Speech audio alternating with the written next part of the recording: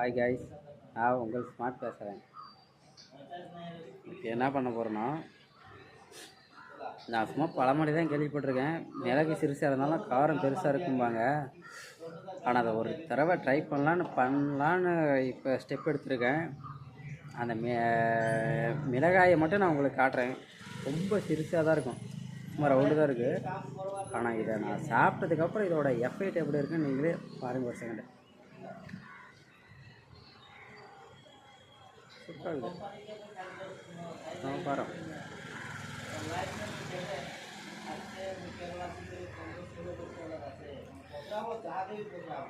ஐயோ, நானும் எவ்வளோ கண்ட்ரோல் பண்ண முடியல.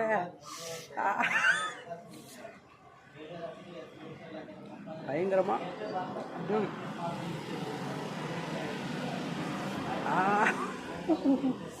பேசக்கூட முடியல. அந்தளவு அப்படியே அந்த தொண்டைக்குள்ளே போகக்குள்ள அது என்ன எப்படி சொல்கிறது. பெரிய பெரிய மிளகாயெல்லாம் சாப்பிட்ருக்கேன், அதெல்லாம் கூட அவ்வளோ காரம் இல்லை. ஆனால் அது சிறிய மிளகாய் தான் பயங்கரமான காரம்.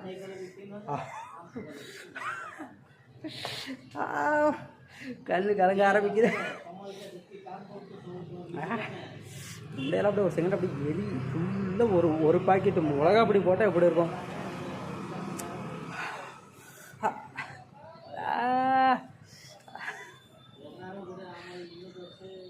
முடியலைங்க, அந்தளவுக்கு பயங்கரமான காரமாக இருக்குது. பழமொழியில் சொல்லக்குள்ள சும்மா ஈஸியாக சொல்லிட்டு போயிடுறாங்க. ஆனால் அதை ட்ரை பண்ணி பார்க்கக்குள்ள அதோட அருமை தெரியுது.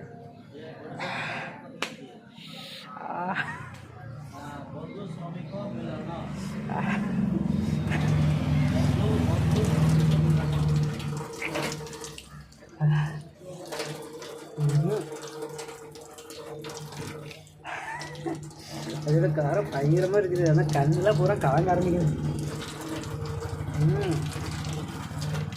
சரியாக பேசக்கூட முடியல, அந்தளவுக்கு பயங்கரமாக காரமாக இருக்குது.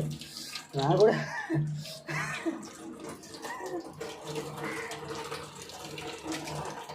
கூட என்னமோ ஏதோ நினச்சேன்னா முடியல முடியலைங்க.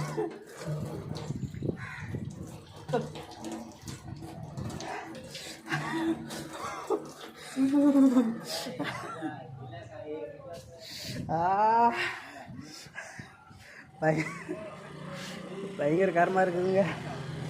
வேணா நீங்கள் வேணால் இந்த மிளகாய் ஒரு டைம் ட்ரை பண்ணி பாருங்கள்.